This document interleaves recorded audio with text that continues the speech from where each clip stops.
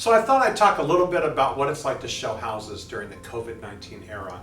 You know, the bottom line is that to get a showing scheduled where everyone feels safe and everyone understands the guidelines of what it takes to do a proper showing that does care for everyone's safety, it's a little bit involved. And I thought I'd share that with you right now. So, you know, always when I call to show houses, I say I'm going to be there around this time. And a lot of times, you know, especially on Saturday or Sunday, the guy goes, oh yeah, we're open from 1 to 4, so just show up whenever. And it's like golden, that's easy. But these days it's not like that.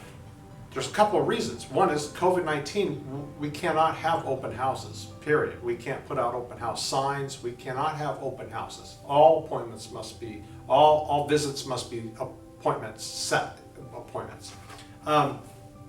So when we call, we have to set the appointment. Now, if you're going to show 4, 6, 8, 10, you know, I showed 12 houses one day a couple of weeks ago. There's a lot of coordination, right? Because you've got to, first I got to find out if they're all available, what are their kind of windows, and then kind of go, okay, so I could need to do this one toward the end, this one at the beginning, and then try to line up so they make sense on the map. It just takes a lot of coordination, and you have to be very specific.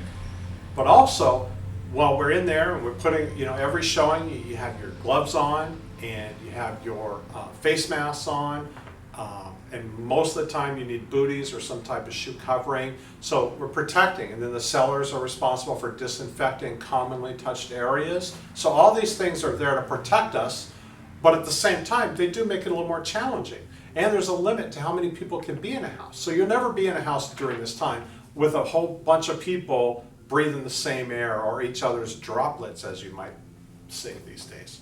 So what that means is people do run late, things happen. I can think I'm going to be there at 11 and I don't get there until 11:15.